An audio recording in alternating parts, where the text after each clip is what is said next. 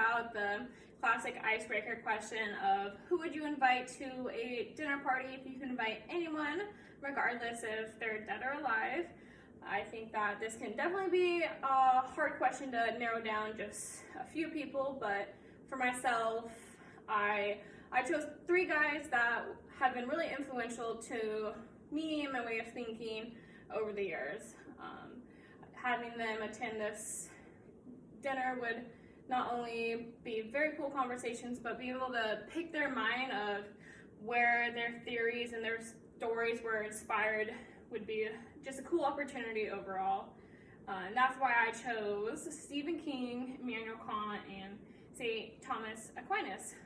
Stephen King, he is an American author. He's best known for his genres of horror stories and suspenseful stories. Some of his bestsellers you may have heard of consist of Carrie, The Shining, Pet Sematary, and my personal favorite, Salem's Lot.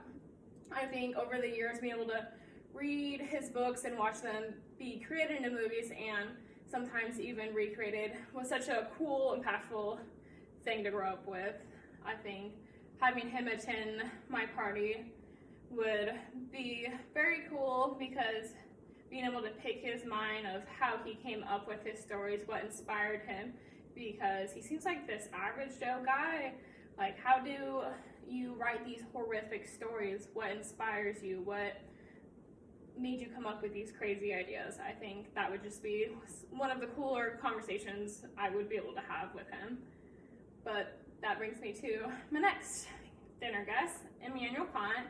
He was a German philosopher. A lot of his philosophies and theories revolve around ethics. One of his well-known ones is deontological moral theory. This has to do kind of with the supreme principle of right and wrong. He referred to this as the categorical imperatives. Pretty much what this was is that right and wrong is based on an action rather than the situation. So the classic example for this philosophy is killing someone in self-defense is still deemed wrong because the action killing outweighs the situation of self-defense. While I feel like there are flaws in his philosophies, I think having him at this dinner party to not only discuss these flaws, but almost play devil's advocate with him to kind of see what his argument would be for those devil advocates would be very cool. Which brings me to my next guest, another philosopher, of course, because having a nice philosophical conversation is so great and really kind of keeps your eyes open to the world, which would be St. Thomas Aquinas. He was an Italian philosopher, but not only a philosopher, he was a Catholic priest, with religion being a main focus in my upbringing. This philosopher actually stuck out to me a lot.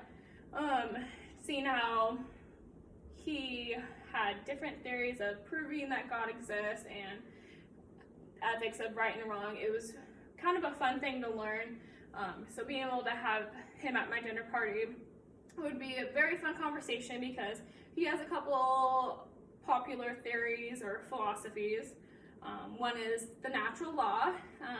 This has to do with people inherently know what is right and wrong growing up, just like within themselves, that it is not created throughout society. I think having a conversation with him nowadays, how would he argue that with people coming from different families, different situations, how would he argue that the natural law is still relevant? Another popular philosophy of his is, it's been called a few different things. I've heard the 5 ways or the 5 arguments, but what this is, it's pretty much just his way of proving God exists. And I think that this is such a hard topic.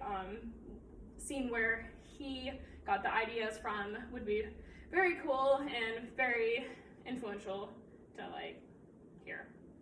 While all 3 of these guys have had a big impact on myself growing up, just having that deeper level conversation and those critical thoughts would be really impactful, because it really just keeps your eyes open, and learning nowadays can be more just sliding through the curriculum at school, where learning can actually be really interesting and really fun, and I think these guys could really make a difference on keeping your eyes open, so that's why I would invite them to my party. Thank you.